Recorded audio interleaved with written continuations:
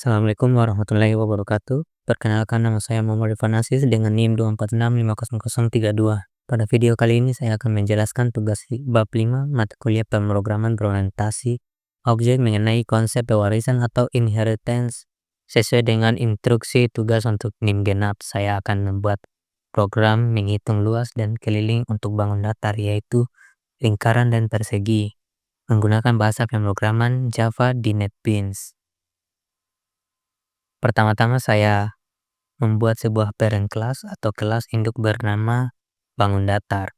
Di dalam kelas ini saya mendefinisikan dua variabel utama bertipe float, yaitu luas dan keliling, yang nantinya akan diwariskan ke kelas-kelas turunannya. Selain variabel, saya juga menyiapkan dua metode dasar, yaitu metode hitung luas dan metode hitung keliling. Di kelas induk ini isinya hanya berupa output sistem sederhana sebagai kerangka dasar, karena logika perhitungan rumusnya nanti akan kita tulis ulang atau kita override di masing-masing subclass sesuai dengan bangun datarnya.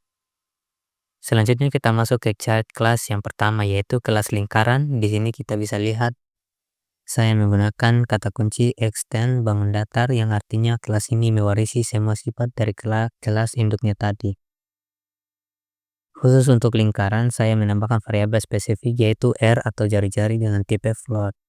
Kemudian saya menggunakan konstruktor untuk menginisialisasi nilai-nilai jari tersebut. Saat objek dibuat, di bagian bawahnya saya melakukan overriding atau penulisan ulang pada metode hitung luas dan hitung keliling sesuai rumus matematika. Untuk luas saya masukkan rumus pi dikali r kuadrat, dan untuk keliling adalah 2 dikali pi dikali r. Perhatikan bahwa saya menggunakan tipe dan float sesuai ketentuan soal.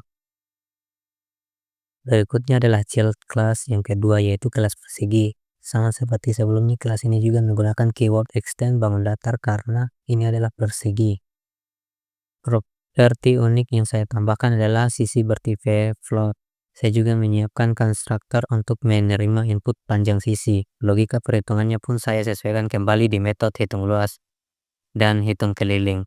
Untuk luas persegi rumusnya adalah sisi dikali sisi, sedangkan untuk kelilingnya adalah 4 dikali sisi. Dengan begini, meskipun nama metodenya sama dengan yang ada di kelas induk, isinya sudah disesuaikan untuk berlaku objek persegi. Terakhir, mari kita lihat implementasinya di kelas main atau main inheritance.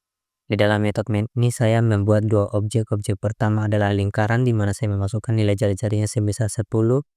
Objek kedua adalah persegi dengan panjang sisi 5. Setelah objek dibuat, saya memanggil metode hitung luas dan hitung keliling dari masing-masing objek tersebut. Sekarang saya akan menjalankan programnya untuk melihat hasilnya. Bisa dilihat di bagian output konsol bawah ini. Program berhasil berjalan dengan baik. Untuk objek lingkaran dengan jari-jari 10, program yang hitung luasnya adalah 3, 14, sekian.